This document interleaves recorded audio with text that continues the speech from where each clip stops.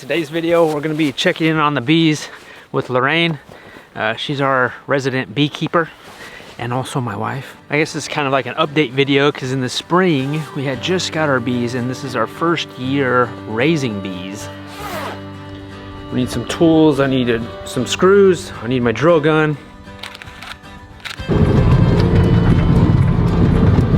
We're in white suits, driving a little white car. I feel like we're about to go clean up some toxic chemicals right now. The hazmat team? Yeah, what do the neighbors think? Let's stop and get the pine needles. Whenever the pigs hear my truck, they think lunch. Kind of want to, I say this every time, I kind of want to collect some and put them in like a bucket and keep them in the barn. We spent all spring, summer with these bees for the first time. How did you think it went? It was easy. It was a lot easier than what I anticipated. We hadn't gotten bees. I mean, we've been homesteading for some years now, and everyone kept saying, get bees, and we haven't gotten bees because I just thought it was like one more animal to take care of, and I'm kind of afraid of bees. But I would say overall it's been easy. There hasn't been too much to do. I mean, it's terrifying when you lift off the cover and the bees come at you, but you just have to remember you're wearing a bee suit. You did get stung once. I did. It's inevitable.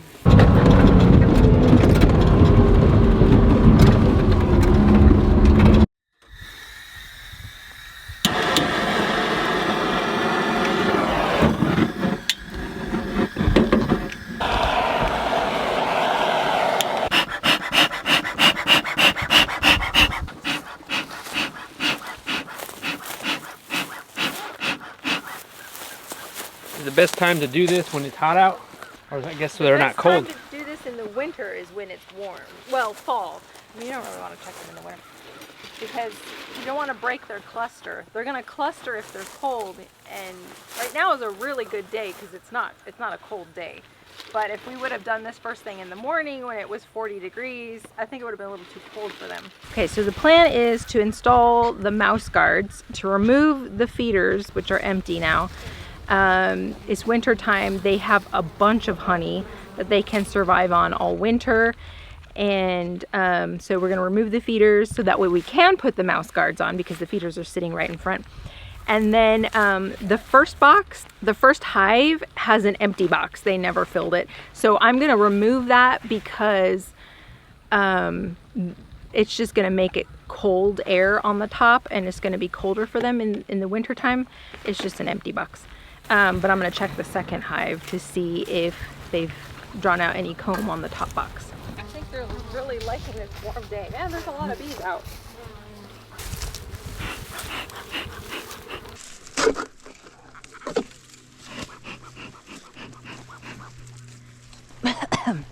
You've been adding water?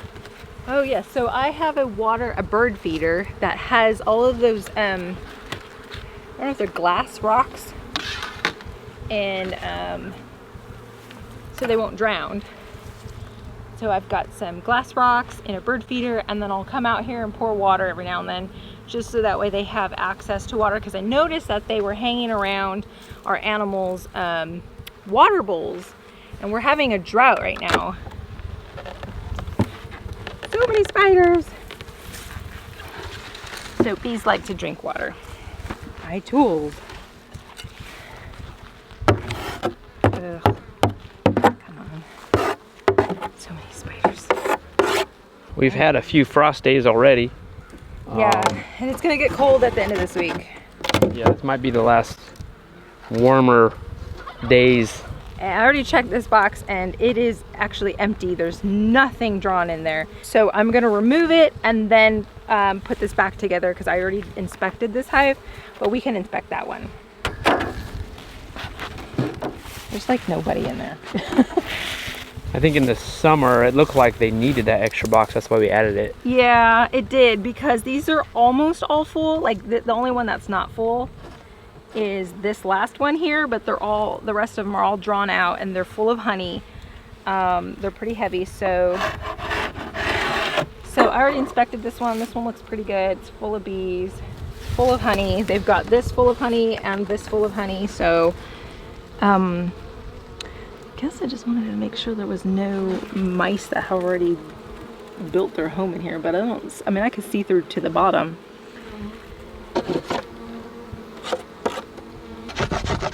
I mean, looking at it right now, I say, I mean, we haven't even looked to see if they have honey or not, but the bees are still there.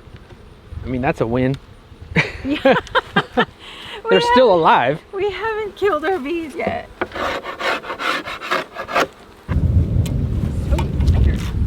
All right.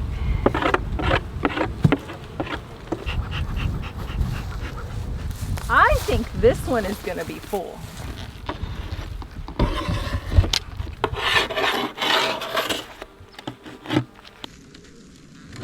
There's bees on top of this one. There wasn't any bees on the other one. These were two different bees, two different hives when we first got them. And they really glued this together. I think these are empty. They look empty just for hive beetles though. Just hive beetles. They might all come out at once. Yeah, see, these look empty with the exception of hive beetles. They look empty. Yeah, which is okay. That's okay. This is just an extra box that we added on thinking that they would fill it, but they didn't, and that's okay. And that's why we're doing this inspection here. Man, there's a lot of hive beetles. Honestly, the first year with bees, we are not expecting any honey for us. See, they haven't even drawn out comb. So if they were like, they had already drawn out comb, I might be like, okay, there's a chance. Well, there is no chance. It's winter time. There's nothing to collect right now. So they haven't drawn it out. But there's bees on it, which is great because on the other one, beetle, this other hive, the bees weren't even in there. So what I'm gonna do is remove this box, same as the other one, and remove my clean excluder.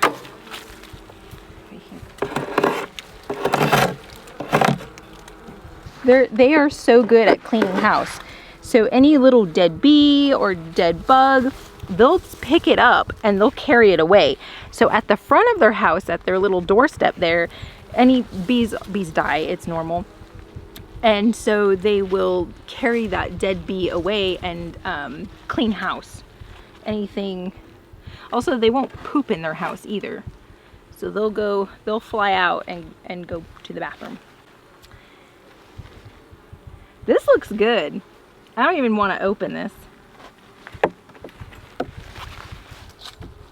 I mean, they've gummed it up pretty good for the winter time. I kind of don't want to open it because this looks loaded with honey. I think that these bees are going to do really well over the winter time because they've got brood and they've got honey in here. And this one is just full. So if I had to say which hive was going to do better, it's going to be this one. They seem healthy and they've got all their trays full of honey. All the frames are filled out with honey. So they look good. I think I'm just gonna leave these guys alone. They look healthy. And so we're having some cold weather next week. So I kind of don't want to mess with it too much. They've kind of made up their little built up propolis around here. I'm just cleaning it up because I took off the excluder, and then they'll be fine over winter. So many spiders. And then I actually have some fondant that I purchased. If it does seem like I need to feed them, if we have a really, really cold winter, I might feed them towards the end of winter. But our winters here are so mild and they have a lot of honey packed up for them. Bricks on top so they don't blow away. These are the mouse guards. It's just a piece of metal with some holes in it so the bees can go through it. I don't know how it goes actually. Like this. Oh, okay. Probably goes like this. There's a big bee in there. Go away, big bee. I'm not going to be happy that you're drilling into their house. Yeah, I just have little screws I'm going to drill in there.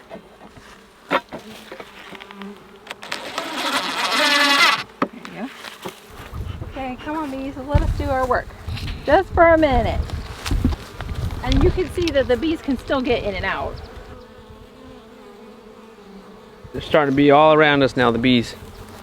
But so far so good? Yeah, they're good. I think we'll probably, I don't know if you could really check the hives in there. See, they wanted to go back in. Let's just back up. I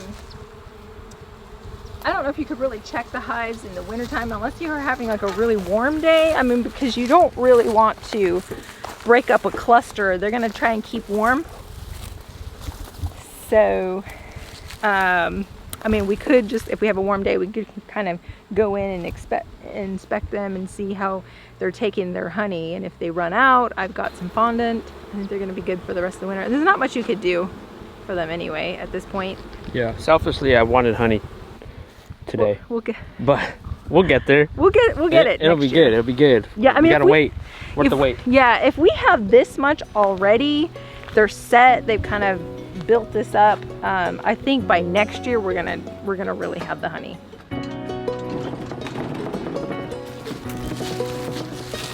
The fencing that we had here, that now is our garden. Now that I'm doing fencing and buying poles, there's 3 poles just sitting there. I just need to break up that concrete. I thought it was gonna be a bigger chore than what it actually was, but that concrete actually broke up pretty good, pretty easy. And now I have 3 poles that I could reuse. If I were to buy these poles, you're figuring maybe $20 a piece. Our garlic is already sprouting up. Look at this. There's green sprouts all throughout these beds. And one of the best free things to do is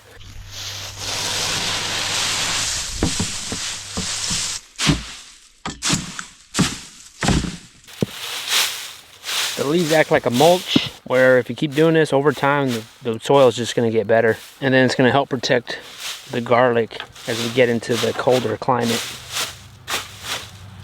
Lorraine's been pulling some weeds, just kind of putting the garden to bed. We have more garlic in this one, some onions.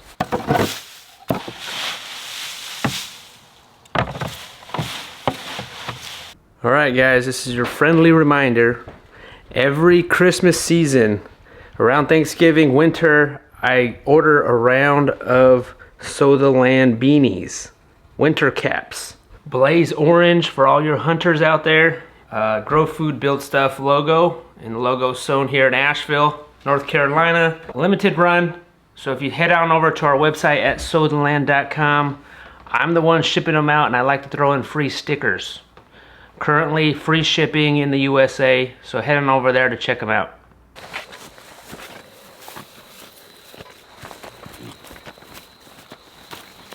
But I know it's going to be cold tonight where water's going to freeze. I like to come out in the evening and give them fresh water, so that way in the morning I don't have to do it, and then I just have to break up the frozen water. Using the rubber pans help a lot. And honestly, guys, it kind of feels weird that these pigs are still that small. And we've had them, I mean, they're not a year old yet, but they're 7-8 months old. I'm thinking we'll butcher them about this time next year, hopefully. But to raise a pig for that long, it feels kind of weird because I'm not used to it. I'm usually like quick, like 7 months, you're done.